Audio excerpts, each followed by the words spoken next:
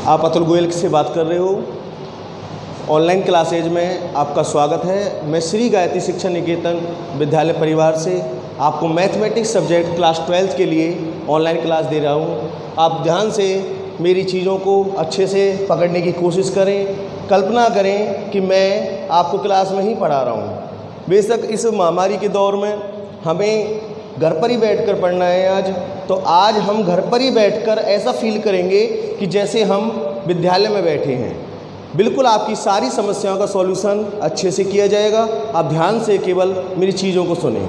जो मैं आपको सब्जेक्ट के बारे में बता रहा हूँ, जो मैं आपको टॉपिक के बारे में बता रहा हूँ, आप उसको गौर लगाकर जैसे क्लास में पढ़ते हैं उसी हिसाब से उसको पढ़ने की कोशिश करें।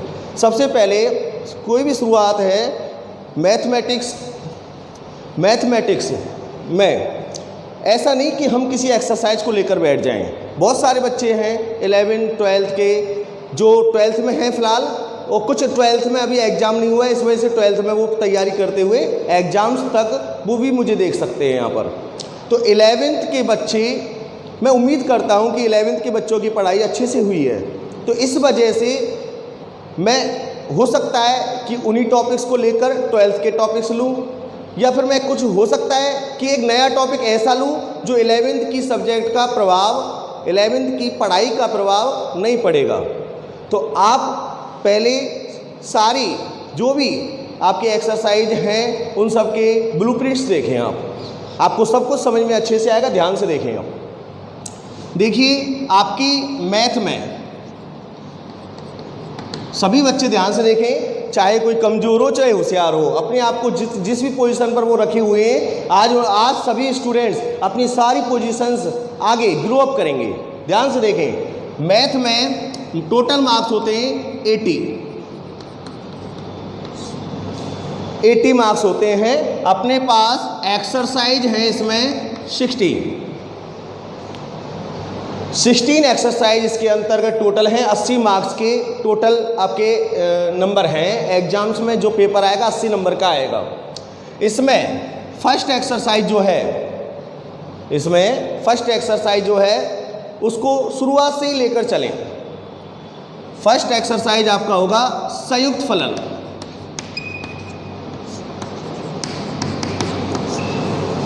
इसको इंग्लिश में बोलते हैं कंपोजिट फंक्शंस। इंग्लिश मीडियम वाले स्टूडेंट्स भी इसको ध्यान से साथ साथ लेकर चलें। इसको बोलते हैं कंपोजिट फंक्शन, संयुक्त फलन। सेकंड एक्सरसाइज है प्रतिलोम वृत्तीय फलन।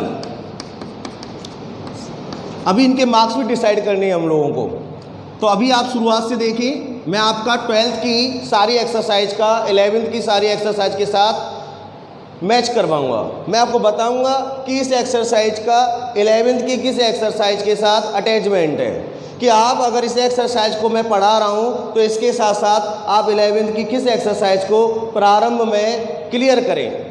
ओके, तो सेकंड है प्रतिलोम वृत्तीय फलन। थर्ड एक्सरसाइज है, आपको पता ही है, बहुत आसान एक्सरसाइज है, आप व्यू।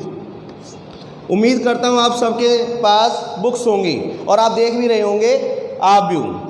फोर्थ है आप व्यू, मैट्रिक्स बोलते हैं अंग्रेजी में।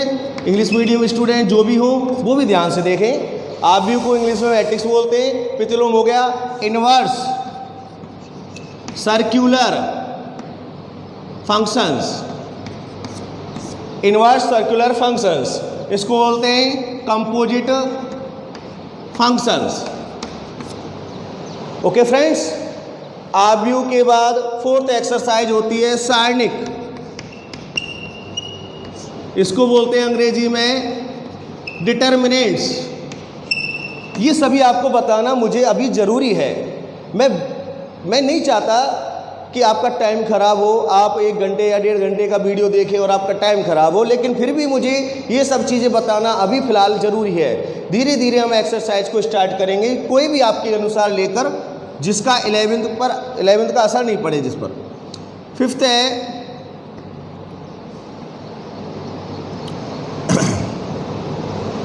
Inverse matrix. इनवर्स मैट्रिक्स, या आप ऐसे कह सकते हो आव्यूह के अनुप्रयोग भी हैं इसके अंतर्गत। इस प्रश्नावली में आप व्यू के अनुप्रयोग भी हैं और इन्वर्स मैट्रिक्स भी देखोगे। व्युत्क्रम मैट्रिक्स बोल सकते हो आप, व्युत्क्रम मैट्रिक्स, और मैट्रिक्स के अनुप्रयोग भी आएंगे इसमें। 6 एक्सरसाइज है संततता एवं अवकलनीयता। 7th एक्सरसाइज है अवकलन। 8th है अवकलज के अनुप्रयोग, अवकलज के अनुप्रयोग। 9th एक्सरसाइज है समाकलन। 10th एक्सरसाइज है निश्चित समाकलन, निश्चित समाकलन। 11th एक्सरसाइज है आपकी 11th एक्सरसाइज, यहाँ से शुरुआत कर देता हूँ, ऐसा करता हूँ। 11th एक्सरसाइज है समाकलनों के अनुप्रयोग। छेदकलन भी कर सकते हो आप, उसके बाद अवकल समीकरण कर लेंगे। समाकलन के बाद निश्चित समाकलन, निश्चित समाकलन के बाद क्षेत्रकलन। 12th एक्सरसाइज है आपकी अवकल समीकरण, अवकल समीकरण। 13th एक्सरसाइज है आपकी वेक्टर्स, सदिश। 14th है वेक्टर्स जो है, इसको ये बिल्कुल न्यू है। 12th में वेक्टर्स जो है आपका 11th का ज़्यादा प्रभाव नहीं पड़ेगा। एक आपका है एक्सरसाइज नंबर 3, 4 और 5, एक वेक्टर्स है आपकी 13 एक्सरसाइज। 14 में समतल, इसको त्रिविमीय ज्यामिति आप बोल सकते हो, त्रिविमीय ज्यामिति। 15th एक्सरसाइज हो गई आपकी रेखिक प्रोग्रामन, रेखिक प्रोग्रामन। और 16th लास्ट हो गई आपकी प्रायिकता। दोस्तों अब हम इनके नंबर डिसाइड करते हैं। इनके नंबर्स उस हिसाब से डिसाइड करना है कि कौन सी एक्सरसाइज ज़्यादा वेटेज रखती है। आप सबसे पहले संयुक्त फलन के बारे में बात करें। संयुक्त फलन और प्रतिलोम वृत्तीय फलन, ये हुए टोटल 7 मार्क्स। संयुक्त फलन और प्रतिलोम वृत्तीय फलन के टोटल मार्क्स डिसाइडेड हैं 7, जिसमें संयुक्त फलन 3 मार्क्स, प्रतिलोम वृत्तीय फलन 4 मार्क्स। उसके बाद आव्यूह, सारणिक और व्युत्क्रम मैट्रिक्स वगैरह, ये जो एक्सरसाइज आपकी आएंगी 3rd, 4th एंड 5th, ये रखती है टोटल 10 नंबर्स का वेटेज। 7 numbers, 10 numbers, okay. उसके बाद 6 से लेकर 12 तक, 6, 7, 8, 9, 10, 11, 12 टोटल हो गई हैं आपकी 7 प्रश्नावलियाँ। ये टोटल मार्क्स रखती हैं 38। आप एवरेजन प्रत्येक को 5 या 6 मार्क्स के समथिंग मान सकते हो। इसमें सबका ही वेटेज, किसी में 5 नंबर का सवाल आता है, किसी में से 3 नंबर का सवाल आता है, सब कुछ बता देंगे। जैसे 5 नंबर का सवाल निश्चित समाकलन में से पॉसिबल है, सॉरी 6 नंबर्स का निश्चित समाकलन में से पॉसिबल है। उसके अलावा आपका बड़ा जो सवाल आएगा वो अवकलन में से भी आ सकता है, अवकल समीकरण में से भी बड़ा सवाल आ सकता है, एक 6 नंबर से जो भी है। 13th एक्सरसाइज है वो अकेली एक्सरसाइज 7 मार्क्स के लिए। 14th एक्सरसाइज है त्रिविमीय ज्यामिति। यह जो एक्सरसाइज है यह भी बिल्कुल अलग है, डिफरेंट है, यह भी 7 मार्क्स। रेखिक प्रोग्रामन टोटल 4 मार्क्स और प्रायिकता टोटल 7 मार्क्स। इस तरह से आप काउंट करोगे 7 और 4 11, 7 18, 7 25, 25 और 38 63, 63 और 10 73 और 7 80। तो टोटल 80 मार्क्स का आपका मैथ का पूरा ब्लूप्रिंट है ये। इसको आप ध्यान से समझें, इसके अनुसार ही हम पढ़ने की कोशिश करेंगे। जिसमें अब ध्यान देना है आपको कि कैसे इसका 11th के साथ कनेक्शंस हैं। संयुक्त फलन और प्रतिलोम वृत्तीय फलन, जो ये एक्सरसाइज नंबर 1 और 2 है, इसका कनेक्शन आपकी, आप ध्यान से लिख लें, नोट कर लें इस चीज़ को कि सेक्स फलन और प्रतिलोम वृत्तीय फलन इसका डायरेक्ट कनेक्शन है 11th में exercise number 1st, 2nd and 3rd।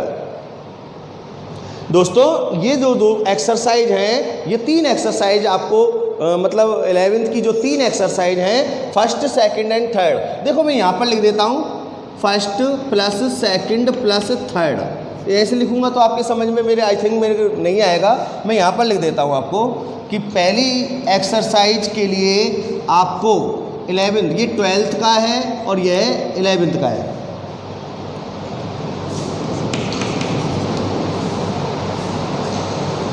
एक मिनट,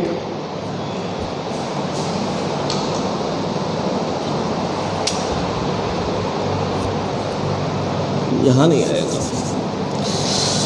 दोस्तों यहाँ पर देखो आप, फर्स्ट एक्सरसाइज जो सेक्स फलन है यहीं पर देखें, इसके लिए आपको 1st, 2nd and 3rd 3 exercise, 1, 2 और 3, 11th की 3 एक्सरसाइज आपको पढ़नी पड़ेंगी इन दोनों प्रश्नावलियों के लिए, संयुक्त फलन और प्रतिलोम वृत्तीय फलन। इन दोनों एक्सरसाइज के लिए 11th की 1st, 2nd और 3rd एक्सरसाइज आपको अच्छे से तैयार होनी चाहिए।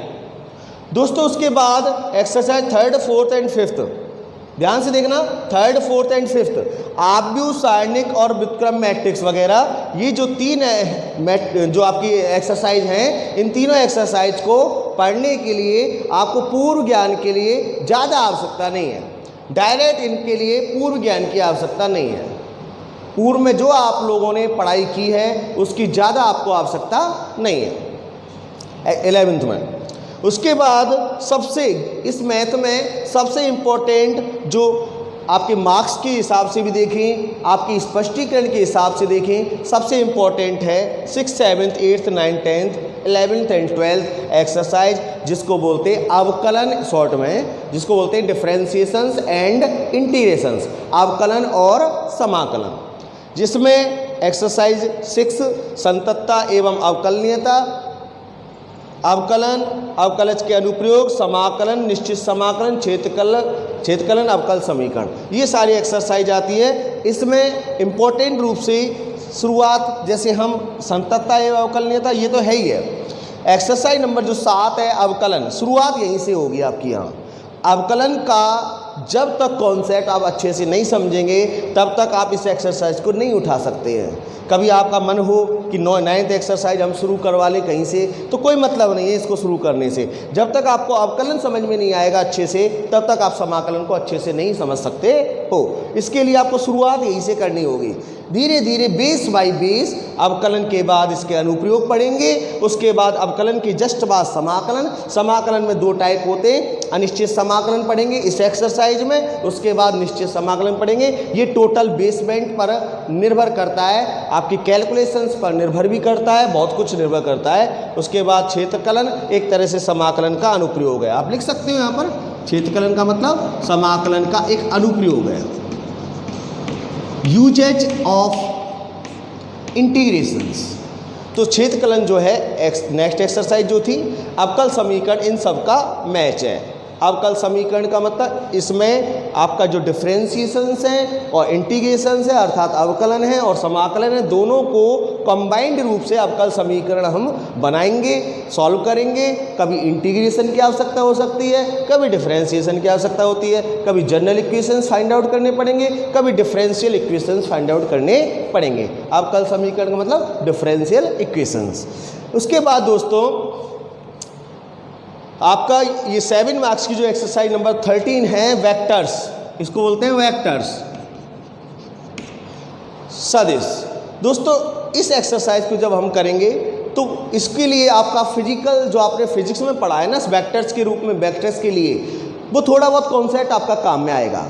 बाकी का मुझे नहीं लगता कि आप अगर वो ना भी पढ़ा हो तो आपकी ये समझ में नहीं आएगा। मैं इसको समझाऊंगा और आपके सब कुछ समझ में आएगा वेक्टर्स के बारे में। इसका मतलब ये हुआ इसके लिए 11th का कॉन्सेप्चुअल ज़्यादा इम्पोर्टेंट नहीं है। दोस्तों मैंने यहाँ पर ये नहीं बताया आपको कि इसके लिए 11th का कौन सा मैटर आपको ज़्यादा होना चाहिए। यार 11th में जो एक्सरसाइज में आपने लिमिट्स पढ़ी हैं, कौन सी लिमिट्स, जो सीमाएँ पढ़ी हैं आपने, एक एक्सरसाइज है 11th में जिसमें आपने सीमाएँ पढ़ी हैं। वो एक्सरसाइज इसमें आपकी आवश्यकता पड़ेगी। वैसे कोई ज़्यादा इंपॉर्टेंस नहीं है, अलग ही टॉपिक्स हैं सब कुछ, आपका 11 से ज़्यादा दे। 11th में तो आपका क्या है कि कैलकुलेशन काम में आएगा, छोटी मोटी जो चीज़ें पड़ी हैं, लॉग वगैरह लेना, क्या हुआ लॉग क्या होता है, एक लॉग वाली टेबल्स भी लॉग की एक्सरसाइज है, वो भी आपकी एक्सरसाइज नंबर 9 या 10 जो भी होगी, लॉग की एक्सरसाइज भी आपके काम में आएगी, सीमाएँ भी आपकी काम में आएंगी, छोटी छोटी चीज़ें आपकी यहाँ पर काम में आएंगी। अब आ जाइए दोस्तों त्रिविमीय ज्यामिति, जो आपकी 3 डायमेंशन ज्योमेट्री है, 3 डायमेंशनल ज्योमेट्री।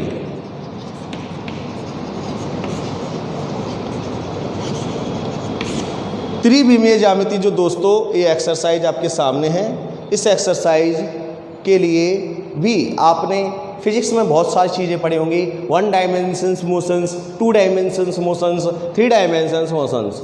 इस वजह से वहाँ पर जो आपने पढ़ा है वही यहाँ पर काम आएगा। बल्कि 11th में इस प्रश्नावली के लिए आपके पास रेखाएं, लाइंस, एक एक्सरसाइज है रेखाएं, लाइंस, उसमें कॉनिक सेक्शन बोल सकते हो आप, शंकु परिच्छेद। उस प्रश्नावली में जो भी आपने पढ़े हैं, उस एक्सरसाइज में जो भी आपने पढ़े हैं, त्रिविमीय ज्यामिति में आपके काम में आएंगे। कॉनिक सेक्शंस, कॉनिक सेक्शंस मैं बोल सकता हूँ, इसको और बोल सकते हैं शंकु परिच्छेद, जिसमें आपने दोस्तों आई थिंक ये विजिबल नहीं हो रहा है आपके लिए, तो मैं यहाँ पर लिख देता हूँ। त्रिविमीय ज्यामिति के लिए आपने रेखाएं पढ़ी हैं, आपने रेखाओं के साथ परवलय पढ़े हैं, परवलयों के साथ आपने और जो भी आकृतियाँ आपने पढ़ी हैं, एलिप्स वगैरह जो भी आपने पढ़ी हैं, दीर्घवृत्त, सब कुछ आपके काम में आएगा त्रिविमीय ज्यामिति में भी।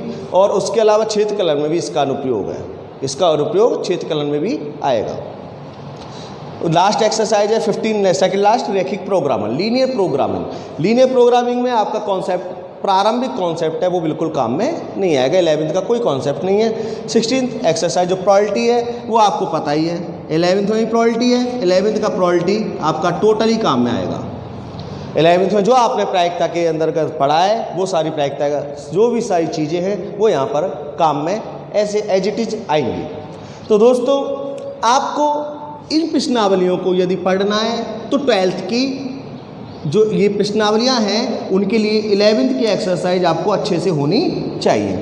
दोस्तों 3rd, 4th and 5th exercise जो हैं, आव्यूह सारणिक, इन्वर्स मैट्रिक्स, व्युत्क्रम मैट्रिक्स वगैरह जो भी ये जो आपकी एक्सरसाइज है, इनके लिए आपको 11th का विशेष मैटर याद रखने की कोई ज़रूरत नहीं है। इनके लिए आपका 11th का मैटर है, लेकिन वेक्टर्स के लिए आपको 11th का कोई मैटर्स नहीं है। तो इस वजह से अगर आप शुरुआत चाहें, आप अगर ये सोचते हो कि हम कमज़ोर हैं, 11th का हमने अच्छे से नहीं पढ़ा है, तो 3, 4, 5 और 13 इन प्रश्नावलियों को आप शुरुआत कर सकते हो। 3, 4, 5, 13 और 15, 3, 4, 5, 13 और 15। अगर आपको लगता है कि हम 11th में कमज़ोर हैं और हम 12th में उस हिसाब से शुरुआत करना चाहते हैं कि नया हो और हमारे सब कुछ समझ में आए, तो इन एक्सरसाइज को आप नया मान सकते हो, समझ में भी आपके आएगा। तो दोस्तों वेक्टर सदिश, आप चाहें तो इसको भी शुरुआत कर सकते हो, आप चाहें तो रैखिक प्रोग्रामिंग को शुरुआत कर सकते हो, आप चाहें तो आव्यूह सारणिक और इन्वर्स मैट्रिक्स के बारे में शुरुआत कर सकते हो। तो आप कहें जैसे आपकी इच्छा हो, जैसे आप शुरुआत करवा लीजिए किसी से भी।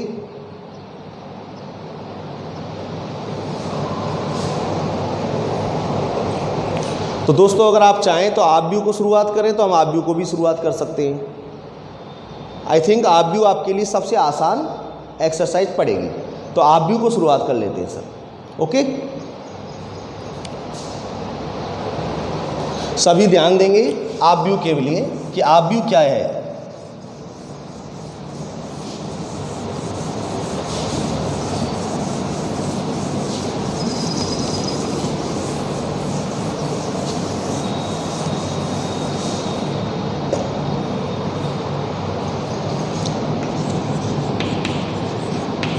आव्यूह एक्सरसाइज नंबर 3। अब आव्यूह को इंग्लिश में दोस्तों आराम से इजीली पढ़ाऊंगा बिल्कुल भी कोई आपको समस्या नहीं आएगी। आप ध्यान से इसको बस समझने की कोशिश करें। आब्यू मैट्रिक्स। सबसे पहले कि आब्यू, ये वर्ड क्या है, आब्यू क्या होता है। दोस्तों आब्यू कोई संख्या नहीं होती, आब्यू एक मान नहीं होता। क्या होता है फिर आब्यू? आब्यू एक मैथमेटिकल फंडा होता है, एक मैथमेटिकल एक स्ट्रक्चर होती है। इस स्ट्रक्चर को आप समझने की कोशिश करें। मैं एक डेफिनेशन पर जाता हूं, पहले इसकी डेफिनेशन क्या होती है, आब्यू की डेफिनेशन अर्थात परिभाषा क्या होती है। ध्यान से सुने आप। संख्याओं या फलनों का एक आयताकार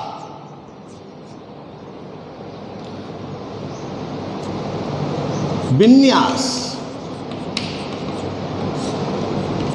दोस्तों मैंने यहां पर लिखा है संख्याओं या फलनों का एक आयताकार विन्यास क्या कहलाता है? आब्यू कहलाता है। संख्याओं, नंबर्स, फंक्शंस, इन दोनों का आयताकार विन्यास। फलन भी हो सकते हैं उसके अंतर्गत, संख्याएं भी हो सकती हैं, आपका जो रियल नंबर्स हैं, आपका इमेजिनरी नंबर्स हैं, किसी भी तरह के नंबर्स इसके अंतर्गत आएंगे। साथ में मैंने एक वर्ड और लिखा है आयताकार। दोस्तों आयताकार जो वर्ड बोला है मैंने, आयत के बारे में आप लोग क्या जानते हो?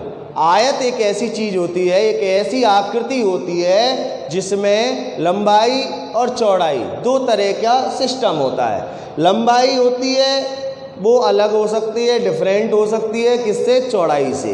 लेकिन एक स्थिति ऐसी भी आ सकती है जब लंबाई और चौड़ाई बराबर हो, देन हम उसको क्या कहलाते हैं?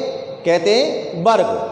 तो आयत और वर्ग, यहाँ पर मुझे ये वर्ड पर फोकस इसलिए डालना पड़ रहा है क्योंकि यहाँ पर हम पढ़ेंगे जब मैट्रिक्स के बारे में, तो आयत ही क्यों बोला गया, वर्ग क्यों नहीं बोला गया, उसके अंतर्गत ऐसा क्या हो जाता है कि वो वर्गाकार विन्यास बन जाएगा, उसके अंतर्गत ऐसा क्या हो जाता है कि वो आयताकार विन्यास हो जाएगा, सभी ध्यान से देखेंगे।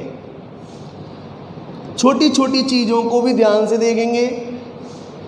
अंग्रेजी वर्णमाला, अंग्रेजी इस आपको शायद विजिबल ना हो छोटे अक्षर, इसलिए मुझे थोड़ा सा इसको फंट्स बढ़ाना पड़ेगा इसका। अंग्रेजी वर्णमाला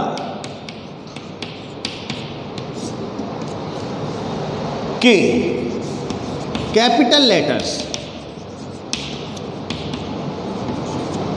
द्वारा शो की जाती हैं, दर्शाई जाती हैं। अंग्रेजी वर्णमाला की जो कैपिटल लेटर्स होते हैं, ए टू जेड बोल सकते हो आप, उनके द्वारा आब्यू को दर्शाया जाता है। तो देखिए एक एग्जाम्पल लीजिए। एग्जाम्पल, कैपिटल ए बराबर मैंने ले लिया।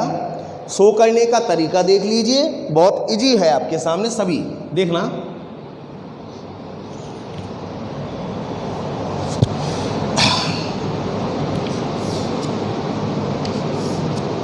दोस्तों मैं यहां पर इसमें कुछ आंकड़े लिख रहा हूं, रैंडमली आप जो भी चाहें वो थिंक कर सकते हो। उसके अलावा ये आंकड़े आपके सामने हैं, 2, 3, 5 और 7। मैं पढ़ा रहा हूं आपको, फिर से देखें। आब्यू का स्टार्टिंग सिस्टम मैं आपको समझाने की कोशिश कर रहा हूं।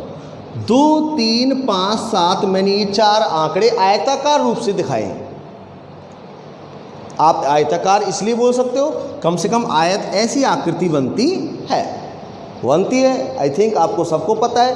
तो इन सभी आंकड़ों को मिलाया जाए तो ऐसी ही आकृति बनेगी, इसलिए आयताकार विन्यास बोला गया। आप वैसे आपके सामने क्लियर सा भी हो रहा है कि वर्गाकार टाइप है देखा जाए तो। ओके, तो इधर आपका मेन जो सोचने का है वो देखें क्या सोचने का है। इस तरह से आप हॉरिजेंटली जब इनको देखेंगे, डेट्स आर नॉन एज रोज, ये क्या कहलाएंगी? रोज, पंक्तियां। हॉरिजेंटली पहली पंक्ति के अवयव 2, 3, दूसरी पंक्ति के अवयव 5, 7। तो कितनी पंक्ति हैं? R1 and R2। R1 का मतलब पहली पंक्ति, R2 का मतलब दूसरी पंक्ति, यह पहली पंक्ति है और यह दूसरी पंक्ति है। इसको R1 बोलेंगे, इसको R2 बोलेंगे। बार बार मैं इसको रिपीट कर रहा हूँ जिससे आपके समझ में आए। इनको बोलते हैं हॉरिजेंटली जब देखते हैं तो डेट्स आर नोन एज रोज, ये पंक्तियाँ कहलाती हैं। दोस्तों इस तरह से आप देखोगे वर्टिकल, हॉरिजेंटली आपने देखा रोज के लाइन, इस तरह से आपने देखा वर्टिकली आपने देखा और ये हॉरिजेंटली देखा। इसको भले मिटा सकता हूँ, आप समझ में आपके सब कुछ आ रहा है। Then these are non edge columns, ये जो दो आपके देखा है आपने वर्टिकल टाइप से, ये कहलाते हैं कॉलम्स अर्थात स्तंभ, ये कहलाती हैं पंक्तियाँ। तो आपने ये भी देखा स्तंभ कितने होते हैं, 2, C1 एंड फिलहाल यहाँ पर 2 हैं, वैसे हो सकते हैं कितने भी। फिलहाल यहाँ पर स्तंभ कितने देखे आपने, 2, C1 एंड C2। पंक्तियाँ आपने देखी हैं कितनी, 2, R1 एंड R2। ये C1 हुआ, ये C2 हुआ, ये R1 हुआ, ये R2 हुआ। दोस्तों मैट्रिक्स के बारे में थोड़ा थोड़ा समझना आपने शुरुआत कर दिया है। आपसे कहा था संख्याओं, आप यहाँ पर परिभाषा को लेकर जाएं। संख्याओं या फलनों का एक आयताकार विन्यास, संख्याएं हैं, आयताकार विन्यास है, शो करने का तरीका ये आपके सामने है। ओके दोस्त, तो इस प्रकार से ये आपका बन गया। अब मैं यहाँ पर आपको समझाने की कोशिश करूँगा अंग्रेजी में, ऑर्डर ऑफ मैट्रिक्स,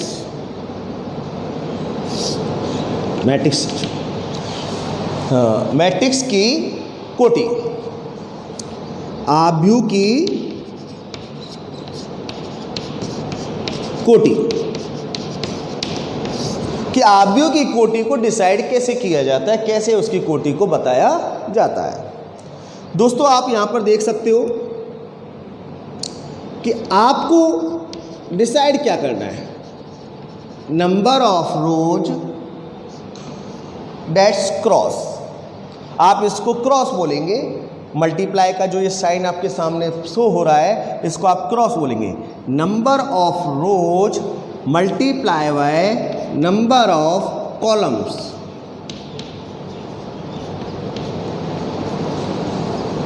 मतलब हिंदी में क्या हुआ, पंक्तियों की संख्या क्रॉस स्तंभों की संख्या, इसकी कोटि निर्धारित करना है, पंक्तियों की संख्या और स्तंभों की संख्या।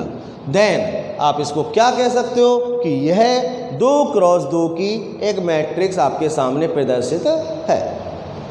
इजी है दोस्तों समझना, कितनी है, 2 क्रॉस 2 की एक मैट्रिक्स। इस कोटि को आप इस मैट्रिक्स को बनाकर यहाँ भी लिख सकते हो। ओके दोस्तों, 2 क्रॉस 2 की ये एक मैट्रिक्स है जिसको आपने यहाँ पर शो कर दिया।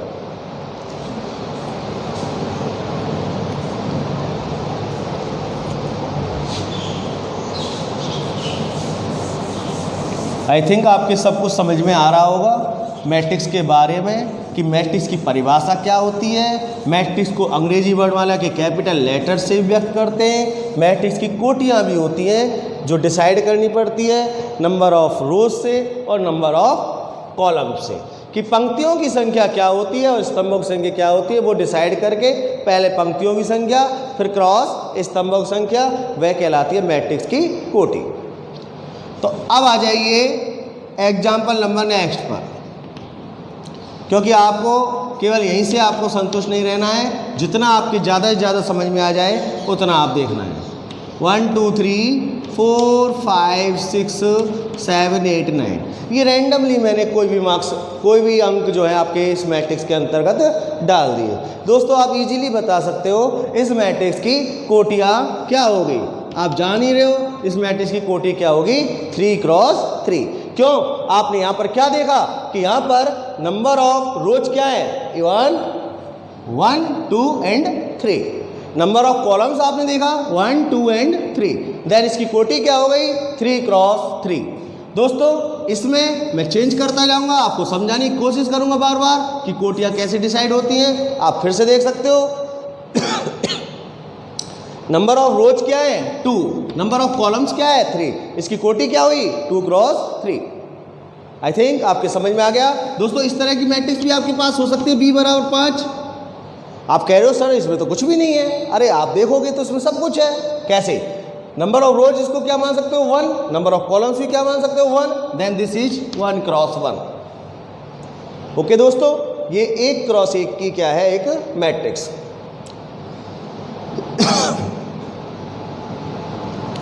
अब मैट्रिक्स की कोटियां जानने के बाद मैं मैट्रिक्स का व्यापक रूप बता सकता हूं। General form of a matrix,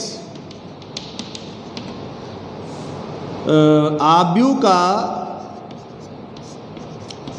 व्यापक रूप कि आपके पास आव्यूह समझने के बाद क्या सिस्टम बनता है कि आव्यूह को व्यापक रूप से किस तरह से रिप्रेजेंट किया जाता है। दोस्तों ध्यान दें, कैपिटल ए मान लीजिए एक आव्यूह है, तो इसके अवयवों को व्यापक रूप में AIJ द्वारा रिप्रेजेंट करेंगे। कोटि आपकी I का मान और M क्रॉस N, इस तरह से मैंने कोटियाँ इसकी लिख दी है। यहाँ I का मान कहाँ तक जाएगा M तक, I का मान कहाँ तक जाएगा M तक, 1 से लेकर I का मान कहाँ तक जाएगा M तक। उसके अलावा J का मान 1 से लेकर कहाँ तक जाएगा N तक। तो इस प्रकार से आप इसको शो करेंगे I और J के मान किस तरह से। आपको ईजी है आपको समझना। देखें, इमेजिन कीजिए कि एग्जाम्पल यहाँ पर लिख देता हूँ मैं, A बराबर AIJ, मैंने यहाँ पर लिख दिया 2 क्रॉस 2। तो आपको 2 क्रॉस 2 की एक व्यापक आव्यूह बनानी है, तो उसको ध्यान से देखें कैसे बनाएंगे। तो 2 क्रॉस 2 का फंडा इतना होता है, ये साइज जरूर गौर करें। 2 क्रॉस 2 का साइज ये होता है, अगर मान लो इसके बगल से आपको 3 क्रॉस 3 बनाना हो तो साइज को इस तरह से लार्ज करें, थोड़ा सा इस तरह से। इसको 2 क्रॉस 2 बोलेंगे तो इसको 3 क्रॉस 3 से आप बिल्कुल उसको उतना ही साइज दें जितना उसने कोटि के अनुसार बोला है। तो 2 क्रॉस 2 की एक मैट्रिक्स आपको व्यापक रूप में बनानी है, तो ध्यान से देखना है आपको। I और J, देखो दोस्तों यहाँ से शुरुआत करेंगे। A 1 1, आपको इस 1 1 का मतलब समझाता हूँ। 1 का मतलब होता है पहली पंक्ति और 1 का मतलब पहला स्तंभ।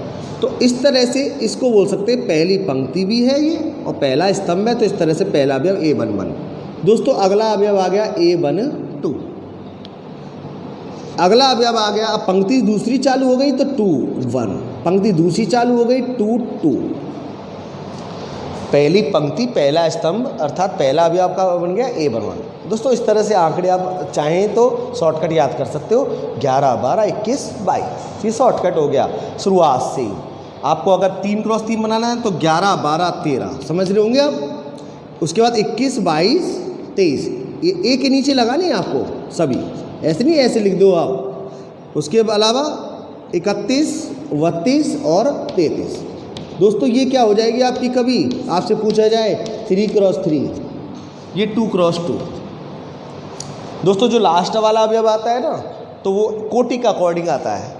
2 क्रॉस 2 2 2, दोनों 2 2, 3 क्रॉस 3 3 3। तो ये भी आपको छोटी छोटी चीज़ें याद रखनी है मैट्रिक्स का व्यापक रूप से। तो शुरुआत 11 से होगी, कोटि के हिसाब से आगे बढ़ेंगे, इधर भी आगे बढ़ेंगे कोटि के हिसाब से। 2 पंक्तियाँ हैं तो 2 ही पंक्ति लेंगे, 3 पंक्तियाँ आपको दिख रही है कोटि में तो 3 पंक्तियाँ लेंगे। स्तंभ है कितने दिख रहे हैं उस हिसाब से उसका साइज आप डिसाइड कर लें। तो इस प्रकार से दोस्तों मैट्रिक्स के व्यापक रूप आपके सामने हैं। छोटी छोटी चीज़ें हैं जो हम सारी चीज़ें गौर करते हुए चलेंगे। अब दोस्तों मैं आपको एक चीज़ और बताता हूँ कि नंबर ऑफ एलिमेंट्स मतलब अवयवों की संख्या।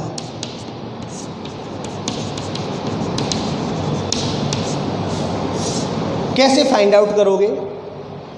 बहुत इजी है। आपसे कोई यूँ पूछे कि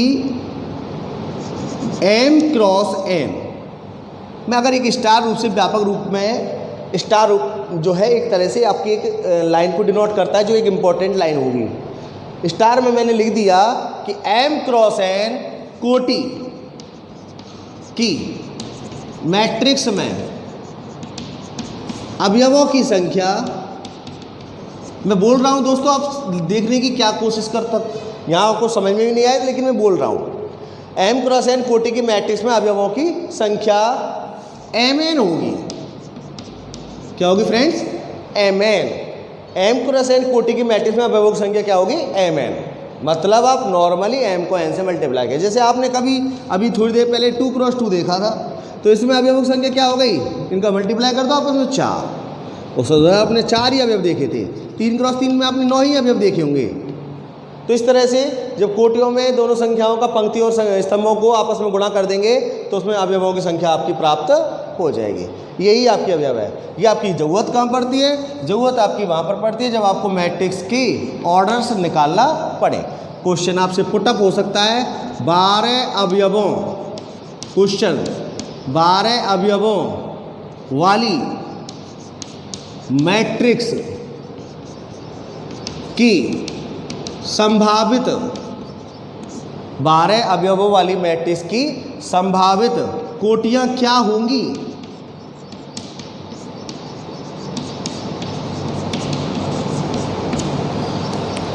क्वेश्चन आपका पुटअप मैंने आपके सामने क्वेश्चन रखा है 12 अवयवों वाली मैट्रिक्स की संभावित कोटियां क्या होंगी? तो गौर करेंगे आप लोग सब। दोस्तों 1 से स्टार्ट कर लें। 1 क्रॉस 12 तो हो गया ना 12। 2 से देखते हैं आप, 2 से अगर 6 का मल्टीप्लाई करें तो भी 12 आ जाता है। संभावित कोटियां देख रहे हैं आप। 3 से कोशिश करें, 3 का बिल्कुल 4 से गुणा होगा तो 12 आ जाएगा। 4 से आप यहाँ से इंक्रीमेंट कर रहे हैं, उधर डिक्रीमेंट हो रहा है। 4 का 3 से गुणा करें तो भी क्या आ जाएगा? 12। 5 से आप देखें, आप थोड़ा सा इधर गौर करना, 5 का किसी 2.4 से गुणा करोगे तब 12 आएगा। दोस्तों ये 2.4 जो है इसका मतलब किसी स्तंभ को 2.5 स्तंभ या 2.4 स्तंभ बोल सकते हैं। दोस्तों स्तंभ होंगे या तो पूरे होंगे, अर्थात प्राकृत संख्याओं से ये सभी निर्धारित होती हैं। किनसे होती है? प्राकृत। यहाँ पर कोई भी अपूर्णांक नहीं आएगा या रियल नंबर्स में से नहीं आएगा। इस तरह का रियल नंबर नहीं आएगा। रियल नंबर्स में n जो होता है वो भी रियल नंबर होता है, लेकिन ऐसा नंबर नहीं आएगा, n ही आएगा यहाँ पर, अर्थात प्राकृत संख्या ही आएगी, पूरा अंक आएगा। तो इस तरह की कोई कोटि प्राप्त नहीं होगी 5 के साथ। 6 के साथ हो सकती है दोस्तों, बिल्कुल होगी। 6 दूनी 12। किसी 7 के साथ नहीं, क्योंकि 7 का भी कोई गुणज नहीं मिला जो 12 देगा, प्राकृत गुणज। 8 का भी कोई प्राकृत गुणज नहीं मिला, 9 का, 10 का, 11 का भी नहीं मिला। किसका और मिल जाएगा? 12 का। 12 गुणा 1 बराबर 12। तो इस प्रकार के इस सवाल की कितनी संभावित कोटियाँ हो गई? 6। 1 2 3 4 5 6। तो ये संभावित कोटियाँ आपके सामने। दोस्तों इस तरह के क्वेश्चंस भी आपके 1 नंबर के सवालों में आ जाते हैं कि आपको अवयवों की संख्या दे दी जाएगी और संभावित कोटियाँ पूछी जाएंगी। अब आपको एक और सवाल अगर मैं यहाँ पर चेक करवाऊँ आपसे नॉर्मली ये लिख दिया है 5 अवयवों वाली मैट्रिक्स की संभावित कोटियाँ क्या होंगी? तो आप इसको कैसे डिसाइड कर लोगे? 1 क्रॉस 5। आप खुद जानते हैं 5 का और कोई प्राकृत गुणज तो नहीं होगा ना। आप 2 क्रॉस 2.5 थोड़ी करेंगे, वो 2.5 प्राकृत थोड़ी है। 3 क्रॉस कुछ थोड़ी होगा, 4 क्रॉस भी नहीं होगा। हो क्या सकता है नेक्स्ट टाइम? 5 क्रॉस 1। तो मिनिमम 2 कोटियाँ तो अवश्य रूप से किसी भी अवयवों वाली मैट्रिक्स की हो सकती है।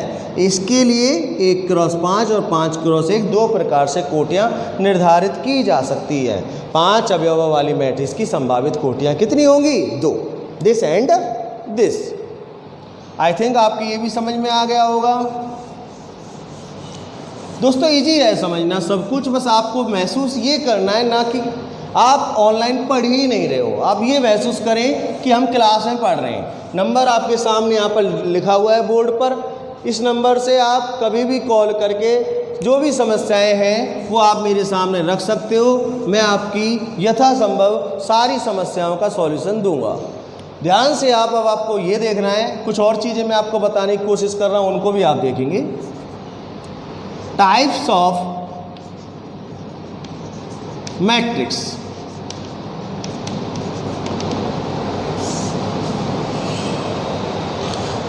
मैट्रिक्स के प्रकार।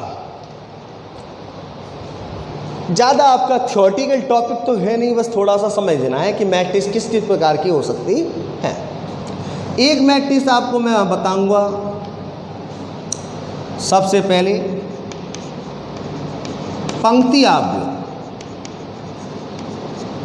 एक मैट्रिक्स में आपको बताऊंगा सबसे पहले पंक्ति आव्यूह। इसको बोलते हैं रो मैट्रिक्स। आप इजीली समझ सकते हो रो मैट्रिक्स। पंक्ति आव्यूह किसे कहते हैं? दोस्तों ऐसी आव्यूह मुझे आपको बताना ही है, बस थोड़ा सा लिखने की कोई ज़रूरत ही नहीं है। ऐसा आव्यूह जिसमें केवल एक पंक्ति हो, ऐसा आव्यूह जिसमें केवल एक पंक्ति हो उसे बोलते हैं पंक्ति आव्यूह। ऐसा आव्यूह जिसमें केवल एक पंक्ति हो तो इसकी कोटि 1 क्रॉस n प्रकार की हो सकती है। ऐसे आव्यूह की कोटि क्या होगी? 1 क्रॉस n प्रकार की। स्तंभ कितने भी हो, पंक्ति सदैव क्या होगी? 1। एग्जाम्पल जरूर चाहोगे आप लोग। ये a बराबर मैंने एक एग्जाम्पल आपके सामने रख दिया 1 2 3 4। ये आपके पास कैसी आव्यूह है? पंक्ति आव्यूह। क्योंकि इजीली आप लोग देख सकते हो इसमें एक पंक्ति है हॉरिजॉन्टली, और स्तंभ तो आपके कितने भी हो सकते हैं। फिलहाल इसकी कोटि हो गई 1 क्रॉस 4। तो ये आपकी 1 क्रॉस 4 कोटि का एक क्या हो गया? पंक्ति आव्यूह। आई थिंक समझ में आ गया होगा। व्यापक रूप में इसको 1 क्रॉस n 1 क्रॉस n से शो करते हैं। n के मान कितने भी हो सकते हैं, लेकिन m जो था आगे पंक्तियों की संख्या, उसका मान क्या रहेगा? हमेशा 1। सेकंड जो है ये थोड़ा समझना है, बस भविष्य के लिए आपको ज़्यादा इनका कोई काम नहीं है, लेकिन समझना थोड़ा थोड़ा ज़रूरी है। स्तंभ आव्यूह। दोस्तों स्तंभ आव्यूह क्या होता है? वही जब पंक्ति आव्यूह को डिफाइन किया तो एक पंक्ति, स्तंभ आव्यूह डिफाइन करेंगे तो एक स्तंभ, पीछे एक आएगा, आगे m जो होता है पंक्तियों की संख्या वो कितनी भी हो सकती है। आपको एग्जाम्पल लेना भी आसान है। a बराबर 5 7 6। दोस्तों ये हो गई आपके सामने स्तंभ आव्यूह। इस स्तंभ आव्यूह को आप आसानी से सोच सकते हो कि इसमें स्तंभ कितने? 1, लेकिन पंक्तियां आपकी कितनी भी हो सकती हैं। फिलहाल इसमें पंक्तियां पहले ही लिखते हैं 3 हैं और स्तंभ तो 1 ही है, तो इस प्रकार से इसकी कोटि क्या हो गई? 3 क्रॉस 1।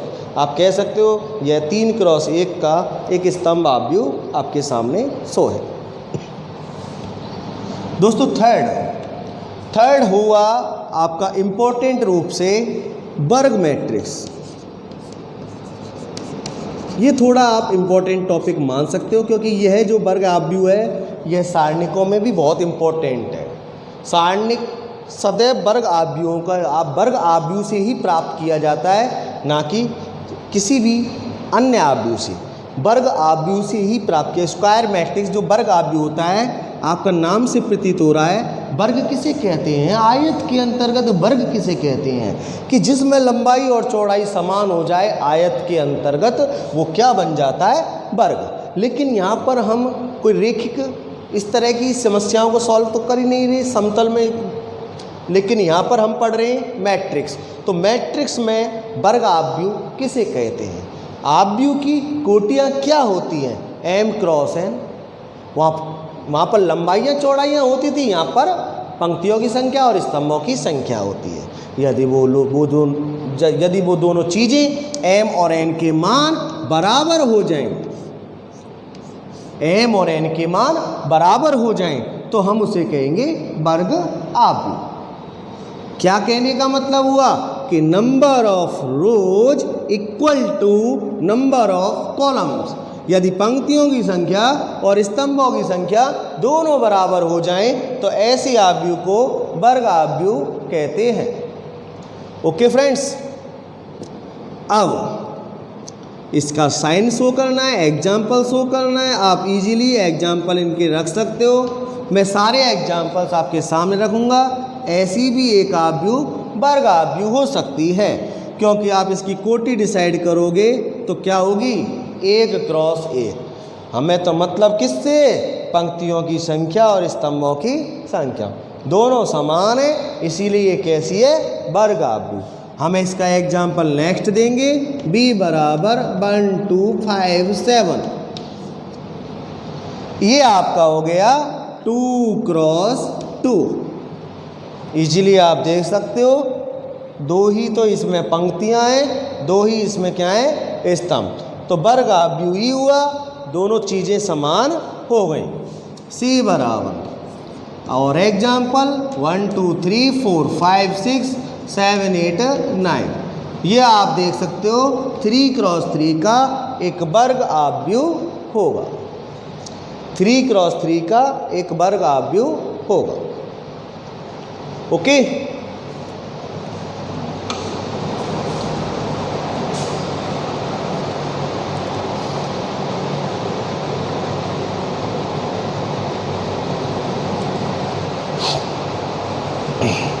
हाँ जी। तो इस प्रकार से 3 प्रकार के आव्यूह आप देख चुके हो, पंक्ति आव्यूह, स्तंभ आव्यूह और वर्ग आव्यूह। इसके बाद विजिबल नहीं होगा आई थिंक, इधर से ही देखेंगे आप।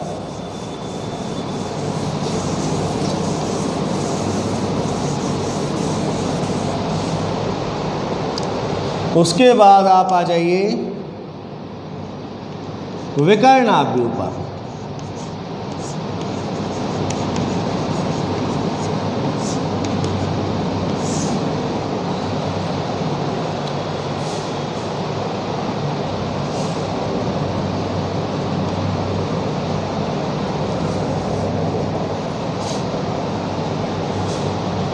ये सभी जो है, उसके बाद आपके पास 7-8 प्रकार के आव्यूह होंगे, वो मैं आपको नेक्स्ट क्लास में शो करूँगा।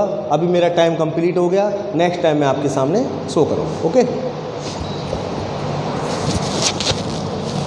तो दोस्तों जो मैंने आज आपको पढ़ाया है, आप उसको एक बार घर पर ज़रूर इसको अपने गौर करने की कोशिश करना। कोई भी समस्या हो, मेरे पास इस नंबर पर आप कॉल करके समस्याएं ले सकते हैं। कुछ भी आपको मैथ में, किसी भी तरीके की एक्सरसाइज में कुछ भी आपको पूछना हो, एग्जाम्स, कुछ 12th क्लास के बच्चे भी होंगे जो इस वीडियो को देख रहे होंगे, जो फिलहाल प्रेजेंट में 12th क्लास मतलब एग्जाम नहीं हुआ है मैथ का इस वजह से, तो आपके सामने कोई भी मैथ से संबंधित कोई भी समस्या हो, आप मेरे सामने रखें। जय हिंद।